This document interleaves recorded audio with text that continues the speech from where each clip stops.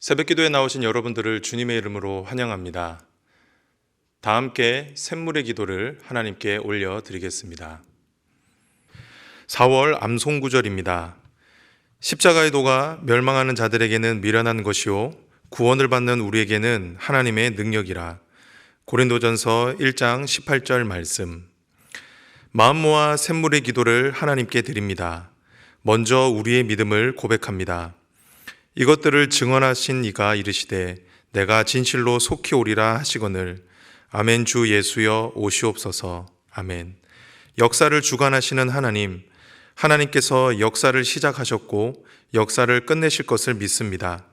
이 믿음 안에서 다시 오실 예수님을 고대합니다. 그날에 주님께서 우리의 삶과 믿음을 옳다고 칭찬하실 것을 믿습니다. 이 믿음과 소망으로 하루를 살게 하옵소서. 교회와 예배를 위해 기도합니다. 너는 하나님의 집에 들어갈 때에 내 발을 삼갈지어다. 아멘. 이 세상 그 누구보다 존귀하신 하나님, 주님 앞에 나아갈 때 우리 자신을 겸비하는 샘물 되게 하옵소서. 우리가 드리는 예배가 하나님이 받으실 만한 거룩한 예배 되게 하옵소서. 샘물의 모든 모임과 교제가 하나님의 눈을 의식하며 진행되게 하옵소서. 샘물이 모이고 흩어질 때마다 하나님께서는 영광이 되고 서로에게는 사랑과 덕을 끼치게 하옵소서.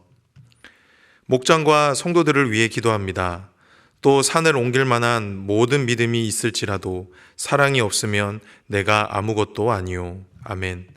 우리를 사랑하시되 끝까지 사랑하신 예수님, 샘물의 목장이 모일 때 서로 극진히 사랑하게 하옵소서. 사랑할 만한 사람만 품는 세상의 방식이 아니라 서로를 끝까지 책임지는 예수님의 사랑을 하게 하옵소서. 특별히 연약한 지체를 위해 기도하게 하시고 그들의 필요를 넉넉히 채우는 목장 되게 하옵소서. 다음 세대와 청년을 위해 기도합니다. 여호와께서 요셉과 함께 하심으로 그가 형통한 자가 되어. 아멘. 복의 근원 되신 하나님, 샘물의 다음 세대가 하나님의 복을 사모하게 하옵소서. 어떤 상황에서도 하나님을 주님으로 섬기게 하옵소서. 샘물의 청년들을 위해 기도합니다. 복음의 말씀 앞에 결단한 대로 시간과 물질을 쓰는 청년들이 되게 하옵소서. 우리를 피폐하게 만드는 시대를 거스르는 자들, 사는 대로 생각하지 않고 생각한 대로 사는 청년들 되게 하옵소서. 나라와 선교를 위해 기도합니다. 하나님이 지으신 모든 것을 보시니 보시기에 심히 좋았더라. 아멘. 선하신 뜻 안에서 만유를 창조하신 하나님, 이 나라 이 민족이 주님 눈에 합당히 행하게 하옵소서. 나라를 운영하는 위정자들이 주님이 세우신 공의와 정의에 합당한 자들 되게 하옵소서. 그들의 행사가 선을 행하는 자들에게 안심이 되고 악을 행하는 자들에게만 두려움이 되게 하옵소서. 세계 곳곳에 흩어져 복음을 전하는 선교사들의 수고와 헌신을 통해 복음의 열매가 맺히게 하시고 그들의 삶을 통해 열방이 그리스도의 복을 누리게 하옵소서. 하늘 보좌 우편에서 우리를 위해 친히 간구하시는 예수님의 이름으로 기도합니다. 아멘. 오늘 우리에게 주시는 하나님의 말씀은 스가랴서 1장 7절에서 17절 말씀입니다. 다리오 왕 제2년 11째 달 곧 스바월 24일에 이또의 손자 베레가의 아들 선지자 스가랴에게 여호와의 말씀이 임하니라. 내가 밤에 보니 한 사람이 붉은 말을 탔고 골짜기 속 화석류 나무 사이에 섰고 그 뒤에는 붉은 말과 자줏빛 말과 백마가 있기로 내가 말하되 내 주여 이들이 무엇이니이까 하니 내게 말하는 천사가 내게 이르되 이들이 무엇인지 내가 내게 보이리라 하니 화석류 나무 사이에 선 자가 대답하여 이르되 이는 여호와께서 땅에 두루 다니라고 보내신 자들이니이라. 그들이 화석류 나무 사이에 선 여호와의 천사에게 말하되 우리가 땅에 두루 다녀보니 온 땅이 평안하고 조용하더이다 하더라. 여호와의 천사가 대답하여 이르되 만군의 여호와여 여호와께서 언제까지 예루살렘과 유다 성읍들을 불쌍히 여기지 아니하시려 하나이까. 이는 노하신 지 70년이 되었나이다 하매 여호와께서 내게 말하는 천사에게 선한 말씀, 위로하는 말씀으로 대답하시더라. 내게 말하는 천사가 내게 이르되 너는 외쳐 이르기를 만군의 여호와의 말씀에 내가 예루살렘을 위하여 시온을 위하여 크게 질투하며 아니란 여러 나라들 때문에 심히 진노하나니 나는 조금 노여하였거늘 그들은 힘을 내어 고난을 더하였음이라. 그러므로 여호와가 이처럼 말하노라. 내가 불쌍히 여김으로 예루살렘에 돌아왔은즉 내 집이 그 가운데에 건축되리니 예루살렘 위에 목줄이 쳐지리라. 만군의 여호와의 말이니라.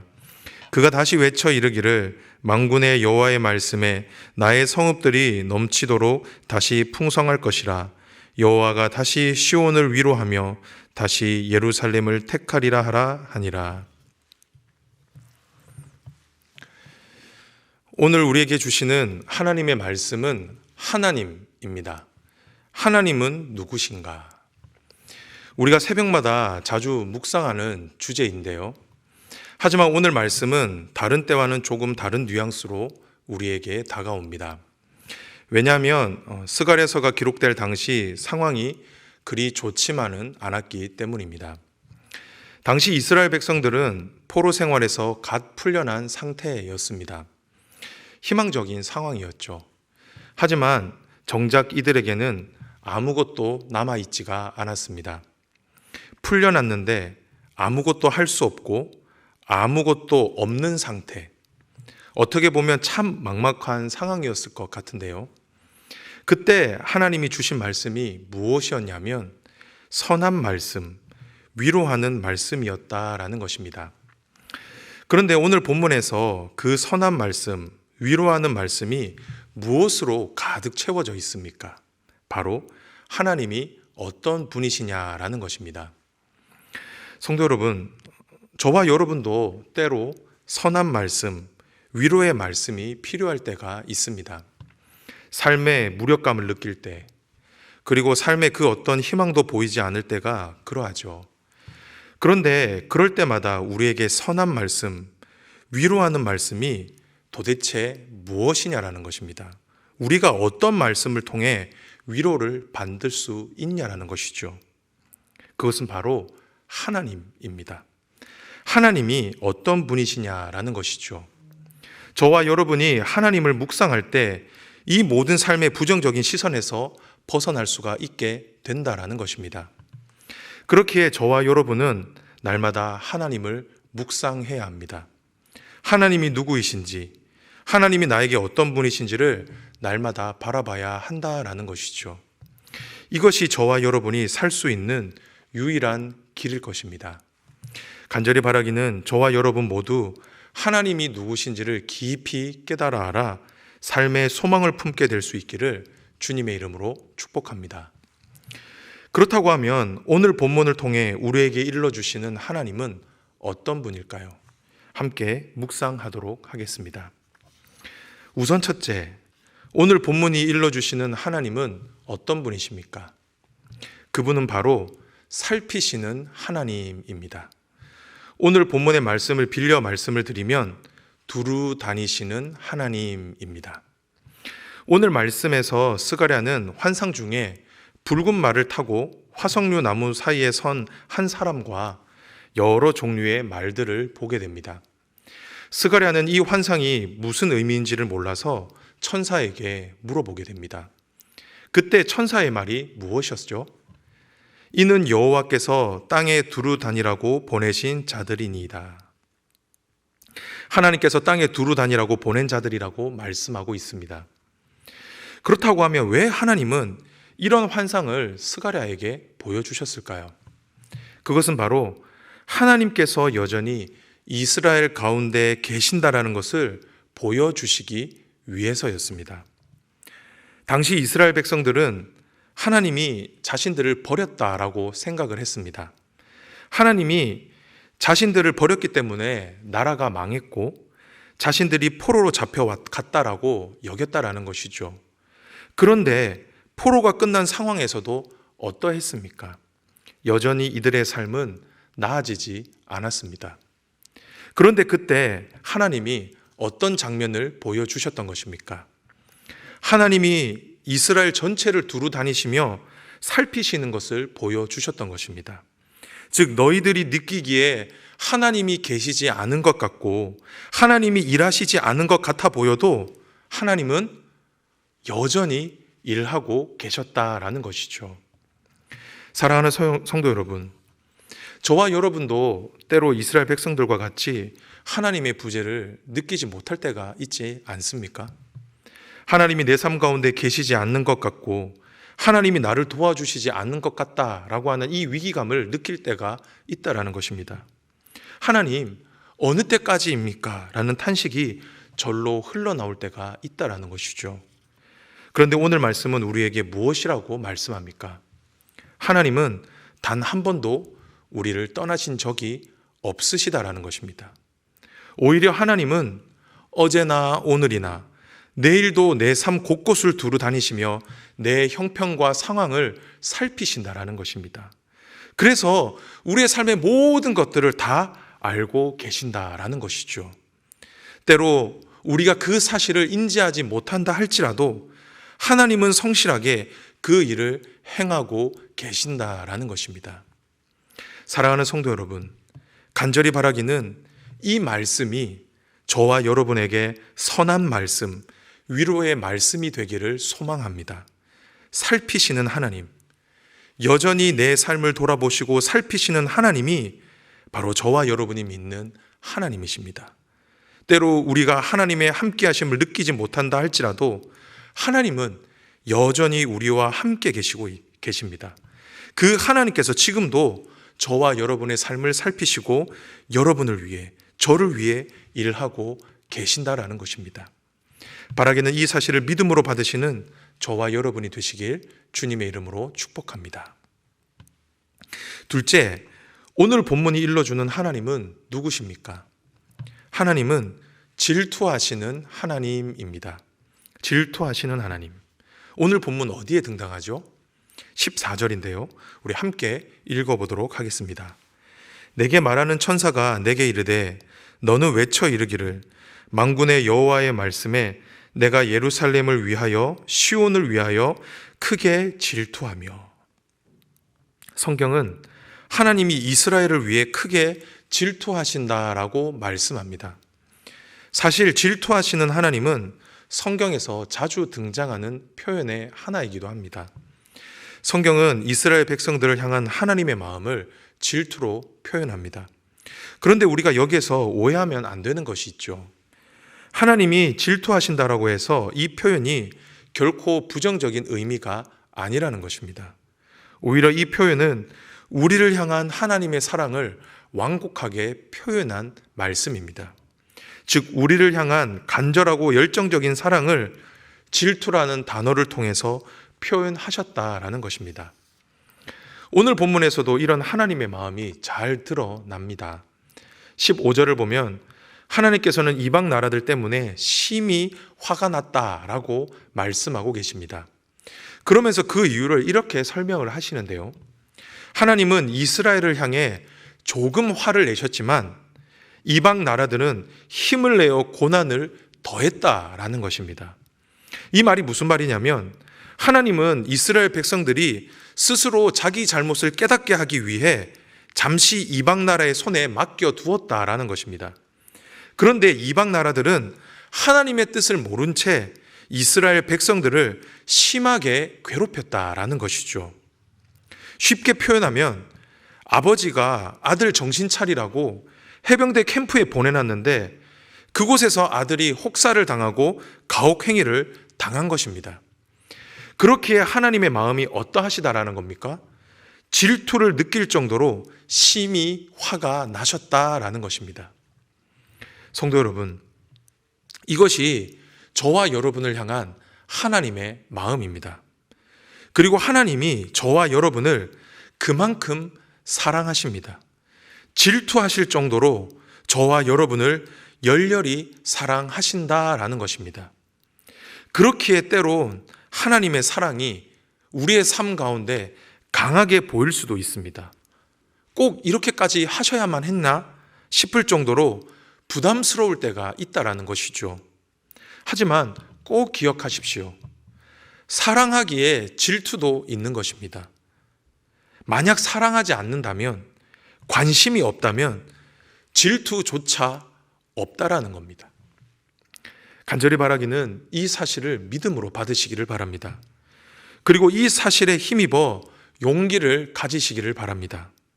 세상 모든 사람이 나를 미워하고 세상 모든 사람이 나를 버린다 할지라도 하나님 한 분만큼은 저와 여러분을 끝까지 사랑하실 것입니다. 질투하실 만큼 사랑하실 겁니다. 그리고 그 사랑으로 저와 여러분을 붙드시고 지켜주실 것입니다. 바라기는 이 사실을 믿음으로 받으셔서 오늘 하루 하나님의 사랑 안에 사실 수 있게 되기를 주님의 이름으로 축복합니다. 마지막인데요. 마지막으로 오늘 본문이 일러주는 하나님은 어떤 분이십니까? 그분은 바로 회복시키시는 하나님입니다. 우리는 앞선 말씀을 통해 하나님은 우리의 삶을 살피시는 분임을, 그리고 우리를 열렬히 사랑하시는 분임을 배웠습니다. 그런데 오늘 본문은 한 걸음 더 나아가 하나님은 우리를 회복시키신다라고 말씀하고 계십니다. 오늘 본문을 보면 천사가 하나님께 부르짖고 있습니다. 어느 때까지냐고 말입니다. 어느 때까지 기다려야 하느냐라는 겁니다. 이스라엘의 회복이, 예루살렘의 회복이 언제 이루어지느냐라는 것이죠. 그때 하나님의 답이 무엇이었습니까? 16절과 17절을 다 함께 읽어보도록 하겠습니다. 그러므로 여호와가 이처럼 말하노라. 내가 불쌍히 여기노니 예루살렘에 돌아왔은즉 내 집이 그 가운데에 건축되리니 예루살렘 위에 목줄이 쳐지리라. 만군의 여호와의 말이니라. 그가 다시 외쳐 이르기를 만군의 여호와의 말씀에 나의 성읍들이 넘치도록 다시 풍부할 것이라. 여호와가 다시 시온을 위로하며 다시 예루살렘을 택하리라 하라 하니라. 하나님의 말씀이 무엇이었습니까? 내가 이스라엘 백성들을 그 누구보다 불쌍히 여긴다라는 것입니다. 그래서 이스라엘 백성들보다 먼저 다시 예루살렘으로 돌아가셨다라는 겁니다. 그래서 어떻게 하시겠다라는 겁니까? 하나님이 거할 성전을 다시 예루살렘에 세우시겠다라는 겁니다. 즉 하나님께서 다시 예루살렘을 선택하시고 다시 이스라엘을 회복시키시겠다라는 것이죠. 이것이 바로 하나님의 대답이었습니다. 그런데 오늘 본문을 잘 보면 유독 반복되는 단어가 하나 있죠. 무엇입니까? 다시입니다. 다시 풍성할 것이라. 다시 시온을 위로하며 다시 예루살렘을 택하리라. 무슨 말입니까? 하나님이 돌아오시면 어떻게 된다라는 것입니까? 다시라는 단어가 우리 안에 생겨나기 시작한다라는 것입니다. 사랑하는 성도 여러분, 이처럼 하나님이 계신 곳에는 회복이 있습니다. 하나님이 계신 곳에는 다시라는 단어가 날마다 살아납니다. 하나님이 함께 하시면 나의 믿음이 다시 회복될 수 있습니다. 하나님이 함께 하시면 나의 삶이 다시 회복될 수 있습니다. 그리고 하나님이 함께 하시면 우리의 가정이 다시 회복될 수 있고, 하나님이 함께 하시면 우리 교회가 다시 회복될 수 있습니다. 심지어 하나님이 함께 하시면 나라와 민족이, 열방이 다시 회복될 수 있습니다. 이것이 바로 함께 하시는 은혜이죠. 간절히 바라기는 저와 여러분의 삶에도 하나님의 함께 하시는 은혜가 있기를 소망합니다. 그리하여 다시의 은혜, 다시 회복의 은혜가 있기를 주님의 이름으로 축복합니다. 그래서 오늘 이 아침에 기도하실 때 하나님, 내 삶에 회복의 은혜가 있게 하옵소서. 하나님께서 함께 해주셔서 내 삶에도 다시의 은혜가 있게 하여 주옵소서. 이렇게 기도하며 하루를 시작하는 저와 여러분이 되시길 주님의 이름으로 축복합니다. 말씀을 정리합니다. 오늘의 말씀, 하나님은 누구신가 였습니다. 오늘 본문이 일러주시는 하나님은 어떤 분이십니까? 하나님은 살피시는 분이셨습니다. 하나님은 지금도 여전히 우리를 살피시고 돌보시는 분이십니다. 그리고 하나님은 질투하시는 하나님입니다. 우리에게 질투를 느끼실 만큼 저와 여러분을 열렬히 사랑하시는 분이십니다. 마지막으로 하나님은 회복시키시는 분이십니다. 하나님 안에는 회복이 있습니다. 다시의 은혜가 있다라는 것이죠. 간절히 바라기는 오늘 우리에게 주시는 이 말씀을 믿음으로 받으셔서 하나님의 이름으로 말미암아 위로와 소망을 얻는 오늘 하루가 되시기를 주님의 이름으로 축복합니다.